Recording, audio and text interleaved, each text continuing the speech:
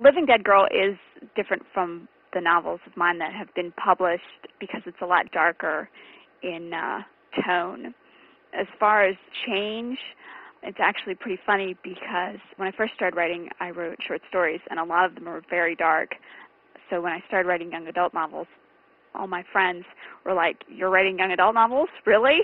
And to this day, my best friend who reads everything I write, she always asks, "Now, is this book going to have a happy ending?" And when I say yes, she's always like, "Are you sure?"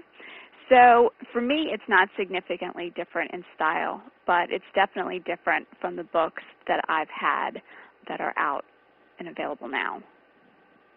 Writing Living Dead Girl, it is different from my other books, and it was a bit of a departure for me just in terms of how intense the writing experience was. You know, usually when I get an idea for a novel, I kind of have to let it sit around for a while before I'm ready to write it. But with Living Dead Girl, it was just sort of immediate. I knew I had to write the story, and I knew I had to write it right away. It is true that the story idea for Living Dead Girl came to me in a dream, and it has happened to me before with short stories and a few other things. But the dream I had for Living Dead Girl was definitely very intense, and I didn't just have it for one night. I had it for several nights in a row, and it was the same dream every night. And I write all my dreams down, so every night I would get up and I would write down all the stuff I saw about Alice in the dream.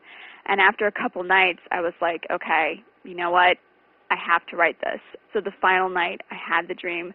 I got up, I got out of bed, and I just wrote down one word. I wrote down Alice, and that day I started writing the novel.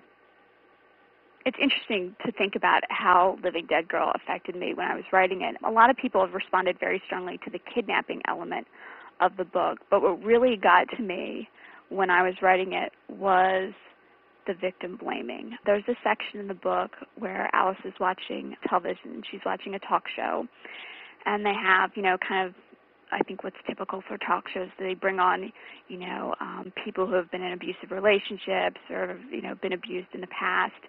And they start off by, asking them to tell their story, and then, there's a lot of sympathy, but, sometimes there's questions like, well, why didn't you do something? Didn't you feel that you were strong enough to stand up for yourself?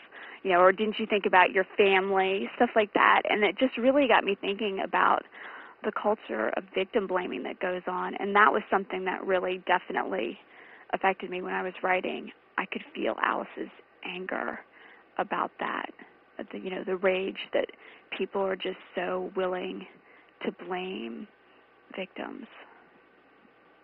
I've been very surprised by how shocked people have been about the kidnapping, because kidnapping, obviously, it's a terrible thing, but it's something that I think we're all sort of used to. It happens, and it gets a lot of newspaper coverage, it gets a lot of television coverage, and it's something that's very easy to get upset about. But I think what really got to me again when I was writing was just the fact that here was this girl who has lived with her kidnapper for 5 years, and clearly something is wrong, and yet no one notices. Or if they do notice, no one says anything. I guess if I had to, pick something that I would hope readers would take away from Living Dead Girl, I would hope that people might think about, how when you're out and maybe you see something or somebody that gives you pause, that you just kind of feel something's off, that maybe people will say something or do something. That's something I would hope people would think about after reading Living Dead Girl.